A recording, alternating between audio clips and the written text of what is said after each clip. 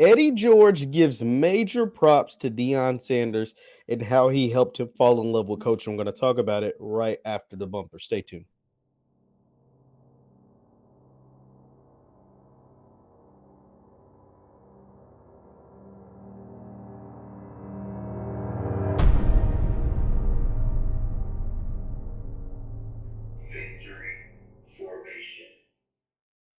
What's good people? Jeff Lightsy Jr. here at the Black Boss Channel and Victory Formation. Thank you guys for tuning in. Be sure to hit the thumbs up button, like, share, subscribe, and the notification bell because we upload every single day. Now, I'm going to be reading to you from an article at 24/7 Sports on how Eddie George explains how Coach Prime Deion Sanders helped him fall in love with coaching. Like I said, this article came from 24/7 Sports. Let's take a look at it. It's about Eddie George. He's recapping his first year at Tennessee State. Now, if you remember, Eddie George took the Tennessee State job after not thinking he'd ever get into coaching. He never planned on ever being a coach. A lot of former players always wanted to be coaches. A lot of former players always dreamed of being coaches. And a lot of coaches became coaches because they couldn't be players like an Eddie George or Deion Sanders. But Eddie George had no intentions on coaching. He was acting. He was doing a bunch of different stuff, a bunch of different business ventures.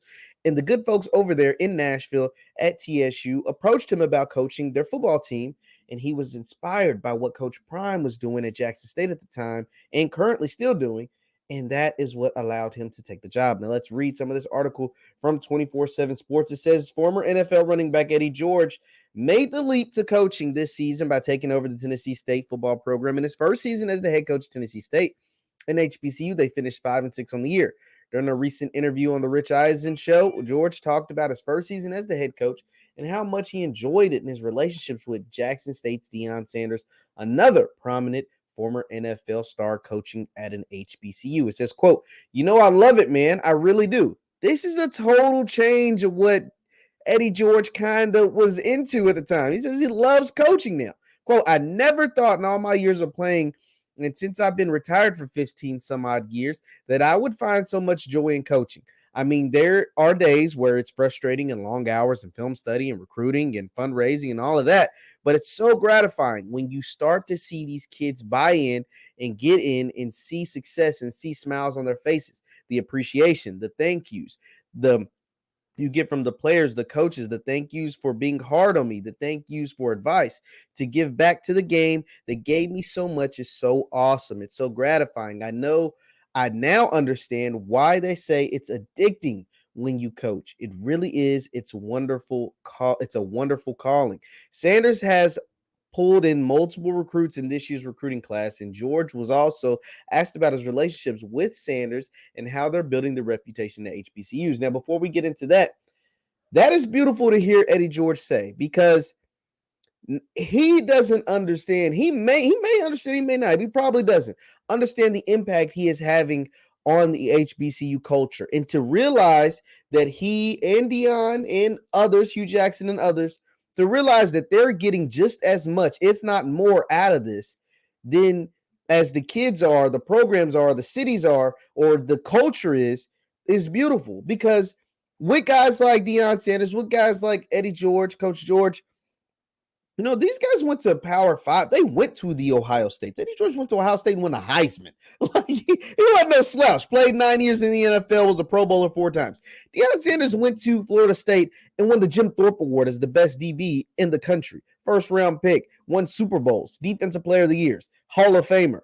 Eddie George, college football Hall of Famer. Like, these guys had or probably didn't have a perception of HBCUs. They probably never really even thought about it because they didn't really get recruited by HBCUs, and they didn't really, they might have played an HBCU or two during the time, and they probably just, steamrolled them where they weren't even playing in the second half. And so that is why it's beautiful to understand that these guys are getting so much out of giving back to their communities, giving back to these historically Black colleges and universities by giving back to the Black culture. Let's continue on. It says, quote, I talked to Deion a lot.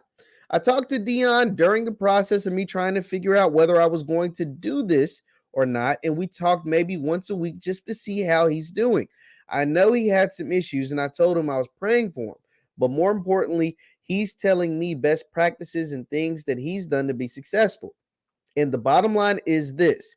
Off the field, our goal is to raise the profile, raise the standard of HBCUs, and say, hey, you know what? You don't necessarily have to go to a Power 5 schools to get your end goal. You can come to an HBCU and you can come to a different school and be all that you want to be and very successful. Quote, if you have any aspirations of going to the next level and playing on the next level, they're going to find you. We have the resources to do that. We have the coaching to do that. We have the coach guys. We can coach guys for that level. So when I see him going after players that are going to Ohio State, Michigan, or Florida State and able to bring them there, that's what it's all about. That is remarkable. That is remarkable. And let's not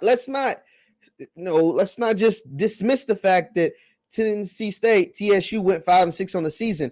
That is those wins, those 5 wins are the previous seasons, 2020 and 2019 combined. So they matched their win totals from those previous 2 seasons combined. They won 2 games in 2020 and 3 games in 2019. So the 5 wins in 2021 was a great step in the right direction for a program that was going nowhere fast. Like the program is at the dirt bottom of the OVC, a program that was not doing much of nothing. And for them to go 5-6 in head coach Eddie George's first season, in a year where they had a lot of turbulence at the quarterback position, to finally get that figured out.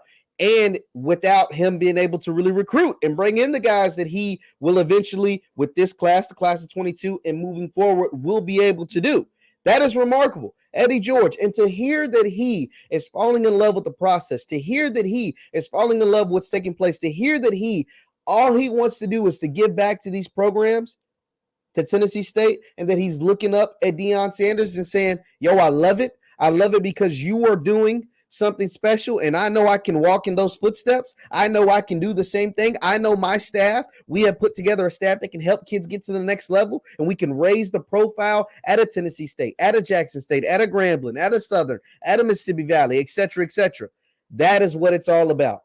So kudos to Eddie George. Kudos to Deion Sanders. Kudos to these men who have reached the pinnacle of football success. Not only reach back and give back to these programs, but to inspire others to do the same. So congratulations to Coach George. Him saying he's fallen in love with coaching, something he never saw himself doing. Thinking about this is a guy who played at the highest level for a number of years. College Football Hall of Famer, 4-time Pro Bowler, Heisman Trophy winner. Never thought he was going to coach.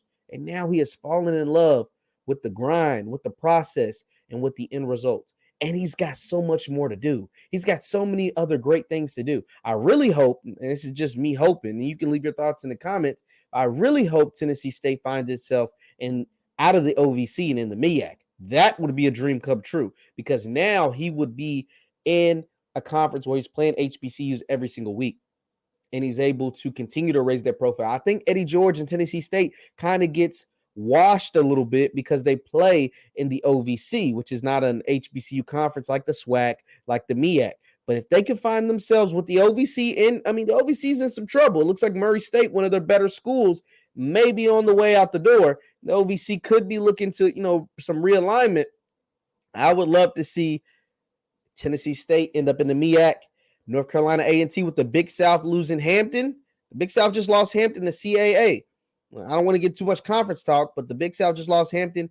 If TSU could find itself, Tennessee State, in the MEAC, and North Carolina A&T could leave the Big South and find itself back into the MEAC, now the MEAC has some juggernauts, especially on the football field, to really, really do some damage. They're already winning the Celebration Bowl every year, but to make some of those conference games even more competitive after losing a North Carolina A&T and after losing a FAMU to the SWAC, if you could snag up an Eddie George and Tennessee State and snatch A&T back, that would be amazing. But I love that Eddie George has fallen in love with the grind of coaching, because it is a grind, and it is not for the weak. It is not for everyone.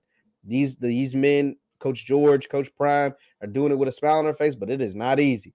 Leave your thoughts in the comments. Once again, my name is Jeff Lightsy Jr. with the Black Boss Channel in Victory Formation. Thank you guys for tuning in. Be sure to hit the thumbs up button on your way out. The thumbs up button. You can subscribe to my YouTube channel, Jeff Lightsy Jr., and also the Black Boss Channel at theblackbosschannel.com. Thank you guys for tuning in, and I will see you next time. Peace.